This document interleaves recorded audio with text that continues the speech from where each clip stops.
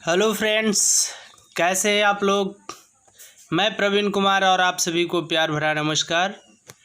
दोस्तों, आज हम इस क्वेश्चन के सेट में कुछ स्पेशल क्वेश्चन आपके लिए लेकर आए हैं, जिसमें पहला क्वेश्चन है, किस ब्रिटिश सरकार सुधार द्वारा प्रांतों को स्वायत्ता मिली।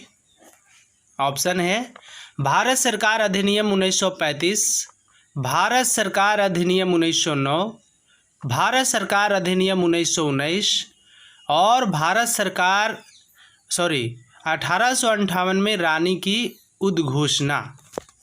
तो क्या होगा इसका सही जवाब। तो इसका सही जवाब होगा भारत सरकार अधिनियम 1935। 1909 के ऑप्शन में जो दिख रहा है 1909 वो मार्लो मिंटो सुधार था। 1919 में मॉन्टेग्यू चेम्सफोर्ड सुधार। दूसरा क्वेश्चन, यदि किडनी ठीक से कार्य नहीं कर रही है तो उसमें यूरिया की अतिरिक्त मात्रा इकट्ठी हो जाती है ना। यह स्थिति क्या कहलाती है। अस्तवक वृक्कोत्थ, गुर्दा खराब हो जाना, कि गुर्दे की पथरी, कि यूरेमिया। क्या होगा इसका सही जवाब। तो यदि किडनी ठीक से कार्य नहीं कर रही है तो इस स्थिति को, और उसमें अतिरिक्त मात्रा में यूरिया जमा हो जाए तो इस स्थिति को क्या कहते हैं, यूरेमिया। क्या कहते हैं, सही जवाब क्या होगा, option D, uremia. Next question, प्रसिद्ध चेरा बंदरगाह मुजरी, प्रसिद्ध चेरा बंदरगाह मुजरी निम्नलिखित में से किस राज्य में स्थित है। कर्नाटक में, गोवा में, तमिलनाडु में, कि केरल में। प्रसिद्ध चेरा बंदरगाह मुजरी। तो इसका सही जवाब मेरे प्यारे दोस्त केरल होगा। केरल में चेरा बंदरगाह मुजरी स्थित है। नेक्स्ट क्वेश्चन, अनिश्चितकालीन स्थगन के संदर्भ में साइन डाई शब्द का क्या अर्थ होता है। मतलब जब सदन की कार्यवाही चल रही है और उसमें किसी प्रकार का व्यवधान, हल्ला गुल्ला या बेल तक सदस्यों को पहुंच जाने के बाद जब अनिश्चितकालीन के लिए स्थगन कर दिया जाता है तो उसे क्या कहा जाता है। साइन डाई का शब्द का अर्थ क्या होता है। प्रश्न का कहना ये है 2 घंटे के लिए मतलब कार्यवाही समाप्त कर देना, या आधे दिन के लिए कार्यवाही समाप्त कर देना, या अनिश्चितकालीन के लिए, या 1 घंटे के लिए। तो क्या होगा इसका सही जवाब, अनिश्चितकालीन के लिए।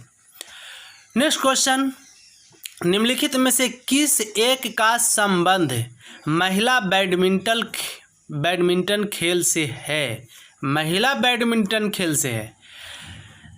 तो इस तरह के क्वेश्चन हमेशा परेशान किए करते हैं एग्जामिनेशन हॉल में। इसके लिए हमने एक आपके लिए छोटा सा ट्रिक बनाने का प्रयास किया है। मतलब महिला बैडमिंटन की बात करें तो इसके लिए हमने बोला उवे महिला थामे पुरुष। उबेर कप का संबंध महिला बैडमिंटन से और थॉमस कप का संबंध पुरुष बैडमिंटन से है ना। इसी में बाकर कप है गोल्फ से संबंधित, वेलिंगटन कप नौकायन दौड़ से संबंधित है। नेक्स्ट क्वेश्चन, केंद्र शासित प्रदेश पांडिचेरी का नाम बदलकर पुदुचेरी किस वर्ष किया गया।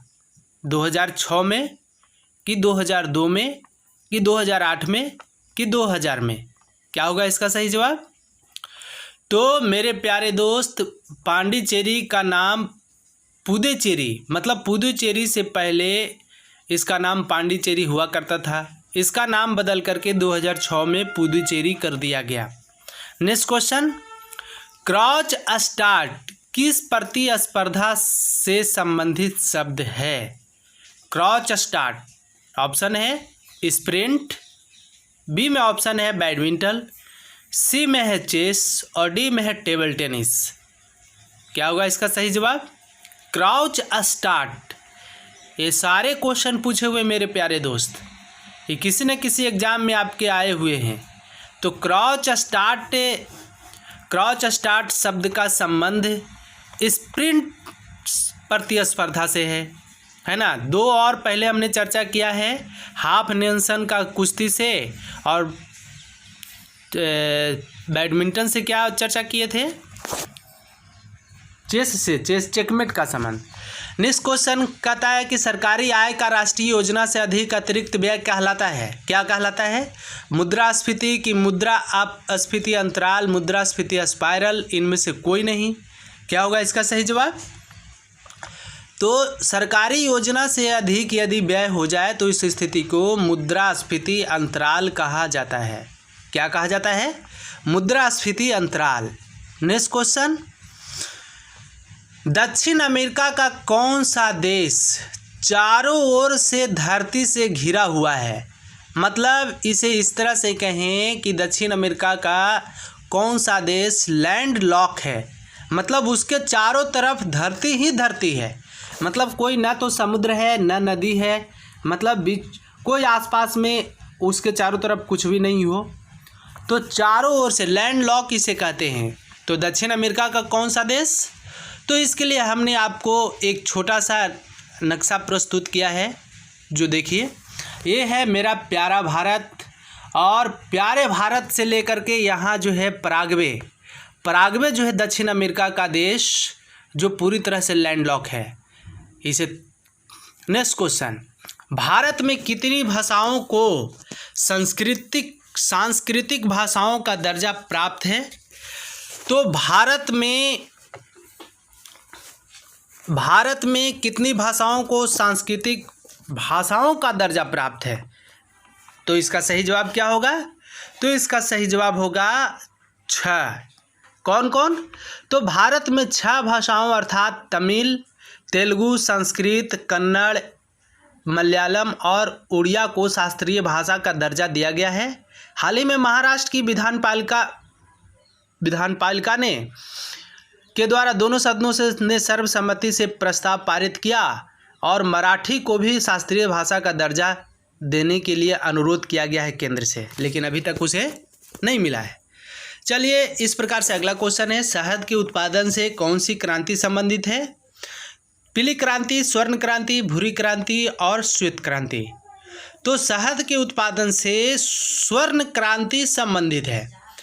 और भी शेष क्वेश्चन में आपको कुछ शेष ऑप्शन में कुछ प्रश्न बातें दिख रही है। पीली क्रांति का संबंध तिलहन उत्पादन से है।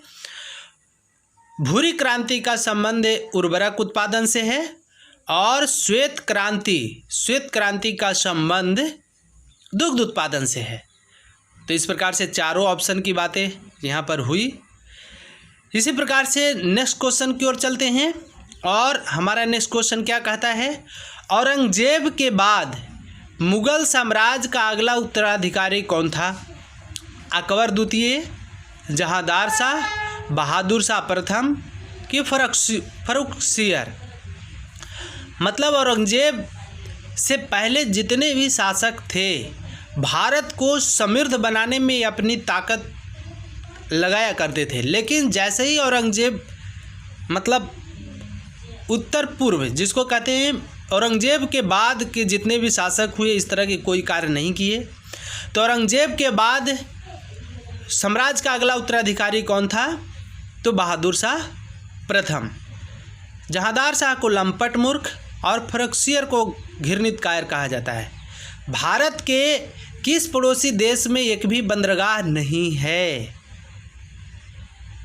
ये हाल ही के एग्ज़ाम में जो रेलवे का एग्ज़ाम चल रहा था,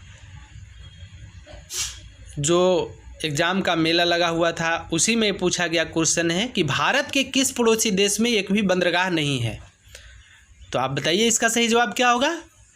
तो इसका सही जवाब अफगानिस्तान में एक भी बंदरगाह नहीं है। नेक्स्ट क्वेश्चन कहता है, कारोबारियों के लिए उचित माहौल संबंधी report ease of doing business report किसके द्वारा जारी किया जाता है? ईज ऑफ डूइंग बिजनेस, पिछले साल भारत जो है ईज ऑफ डूइंग बिजनेस में 78वें स्थान पर थी, फिर घटकर 63वें स्थान पर आ गई थी, है ना? तो कौन जारी करता है ईज ऑफ डूइंग बिजनेस का रिपोर्ट? कौन जारी करता है? तो विश्व बैंक की स्थापना 1945 में हुई थी। इसका मुख्यालय संयुक्त राज्य अमेरिका के वाशिंगटन डीसी में है ना? इसी प्रकार से नेक्स्ट क्वेश्चन, राज्यों के राज्यपालों की केंद्र द्वारा नियुक्ति का प्रावधान किस देश के संविधान से लिया गया है? वाइमर के संविधान से, कि आयरलैंड के संविधान से, कि कनाडा के संविधान से, कि ऑस्ट्रेलिया के संविधान से? किस देश के संविधान से लिया गया? तो राज्यों के राज्यपालों की केंद्र द्वारा नियुक्ति का प्रावधान कनाडा के संविधान से लिया गया है ना? कहाँ के संविधान से? कनाडा के संविधान से। तो इसका सही जवाब क्या होगा? Option C. ऑस्ट्रेलिया के संविधान से समवर्ती सूची का प्रावधान लिया गया है ना? तो इस प्रकार से मेरे प्यारे दोस्त 15 प्रश्नों का ये सुंदर सेट समाप्त होता है। फिर से हम आपके साथ एक नए सेट के साथ प्रस्तुत होंगे। तब तक के लिए दीजिए हमको इजाज़त। आप सभी को एक बार फिर से प्यार भरा नमस्कार। धन्यवाद।